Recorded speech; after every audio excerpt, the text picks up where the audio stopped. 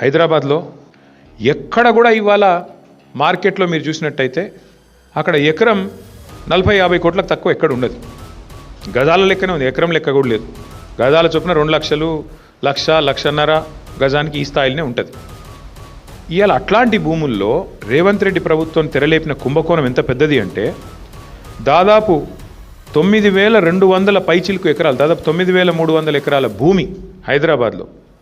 అంటే మీరు సగటున 40 కోట్లు వేసుకున్న ఎకరానికి దగ్గర 4 లక్షల కోట్లు, లేదు 50 కోట్లు వేసుకున్నారనుకో సగటున దగ్గర 5 లక్షల కోట్ల విలువ చేసే ఆస్తిని, అందులో మరి ఇవాళ ఆయన అనుయాయులకు, ఆయన వందిమాగదులకు, ఆయన బామ్మర్దులకు, ఆయన తమ్ముళ్లకు, ఆయన చుట్టూ ఉండే బ్రోకర్లకు ఇవాళ ఒప్పందాలు కుదిరించి ఒక అతిపెద్ద భూకుంభకోణానికి రేవంత్ రెడ్డి ప్రభుత్వం మొన్న జరిగిన కేబినెట్ సమావేశంలో తెరలేపింది.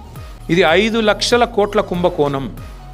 1 కాదు 2 కాదు, 5 లక్షల కోట్ల విలువ చేసే ఆస్తిని కాజేయడానికి చేస్తున్న పన్నాగం.